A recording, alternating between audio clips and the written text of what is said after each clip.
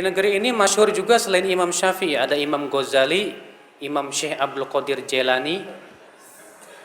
Ya. Kenapa Salafi tidak ikut ajaran Imam Ghazali dan Syekh Abdul Qadir Jailani? Antum udah pelajari belum? Siapa Imam Ghazali dan siapa Syekh Abdul Qadir Jailani? Syekh Abdul Qadir Jailani itu di atas madhab Imam Ahmad bin Hanbal. Beliau madhabnya Hambali, Hambaliyul madhab. Dalam masalah akidah, beliau ditanya, sebagaimana disebutkan oleh Imam Adz-Dzahabi dalam kitab Syiar A'lamin Nubala. Ya, ketika menerjemahkan biografi Syekh Abdul Qadir Al-Jilani, yang benar Al-Jilani, bukan Al-Jaye, yang benar Al-Jilani, dari negeri Jilan. Ya. Beliau ditanya, "Fama aqidatuka ya Syekh?" Apa akidahmu hai Syekh? Faqala, maka beliau menjawab, "Aqidati aqidatus sahabah." Akidahku, aku ikut para sahabat. Kalau gitu antum ikut si para sahabat, jangan hanya sebatas Syekh Abdul Qadir Jilani. Saya punya bukunya yang ditulis oleh siapa, Imam Abdul Qadir Al-Jilani, judulnya Al-Gunyah. Dan ternyata, maaf ya, Syekh Abdul Qadir Al-Jilani keyakinannya bertabrakan dengan kebanyakan kaum muslimin di Indonesia. Karena kaum muslimin Indonesia banyak menisbatkan kepada akidah Asy'ariyah. Sedangkan Syekh Abdul Qadir Jilani termasuk yang membantah akidah Asy'ariyah. Di mana dalam kitab Al-Gunyah beliau berkata begini, "Wa kana Allahu ala arsy istawa." Dan adalah Allah bersemayam di atas arasy-Nya. Wala yuqal kama taqulul Asy'ariyah. Dan tidak boleh dikatakan seperti yang diucapkan oleh kaum Asy'ariyah, bi annallaha fi kulli makan, bahwasanya Allah di setiap tempat. Jelas, kalau antum enggak percaya silahkan rujuk kitab Al-Gunyah tulisan Syekh Abdul Qadir Jilani. Tegas di situ beliau mengatakan begitu. Saya pernah, Pak, maaf saya di salah satu kiai di kampung saya, dia mengkafirkan saya. Hanya saya berkeyakinan bahwa Allah bersemayam di atas arsy. Kata dia, Ustadz Badrul Salam itu kafir. Masa dia mengatakan bahwa Allah bersemayam di atas arsy? Ya. Saya bilang, kalau gitu kenapa Bapak tidak mengkafirkan Syekh Abdul Qadir Jilani? Bapak mengagungkan Syekh Abdul Qadir Jilani. Oh, itu kutub. Ya, wali itu wali. Dalam dunia tasawuf, Syekh Abdul Qadir Jilani itu disebut dengan apa? Al-Ghauth, kutub. Walinya para wali. Sampai derajat yang paling tinggi, Pak. Sampai disebutkan dalam manaqib Syekh Abdul Qadir Jilani, katanya Syekh Abdul Qadir Jilani menempeleng malaikat maut. Ya. Hebat.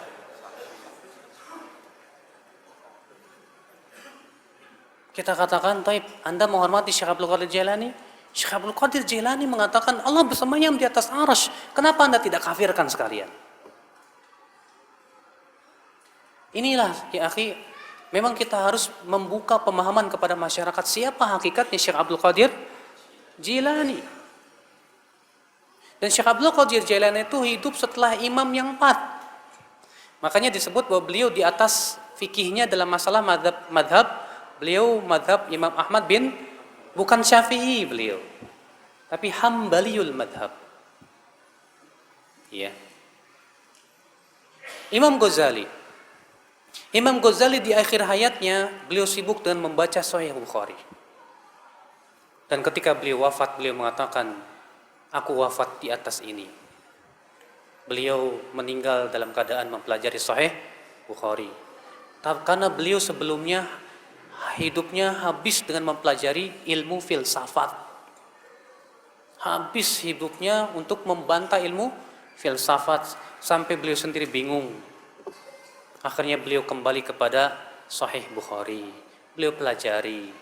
Namun sayang, sebelum beliau selesai mempelajari Sahih Bukhari, beliau meninggal dunia. Bahkan Imam Ghazali sendiri mengakui bahwa pengetahuan beliau terhadap hadis lemah. Beliau berkata, "Bidha'ati fil hadis muzjah." Pengetahuan saya terhadap ilmu hadis lemah, kata beliau. Tapi kitab usul fikihnya Imam Ghazali menjadi rujukan para ulama setelahnya. Karena memang beliau cerdas sekali. Iya. Nah, sekarang Pak, Imam Ghazali manusia tidak? Imam Syekh Abdul Qadir Jilani manusia tidak? Taib, mereka manusia. Mana yang lebih berhak diikuti, Rasulullah atau mereka? Rasulullah.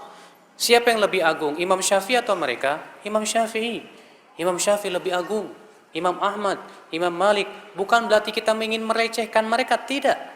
Tapi saya ingin menetapkan kepada Anda bahwa mereka semua ulama.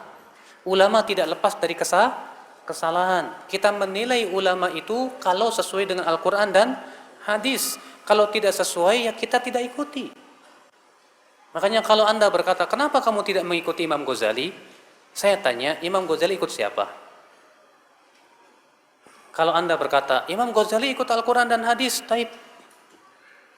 Ya, kita pun sama-sama ikut Al-Quran dan hadis. Kalau pendapat Imam Ghazali sesuai dengan Al-Quran dan hadis, kita terima. Kalau tidak, kita tidak terima.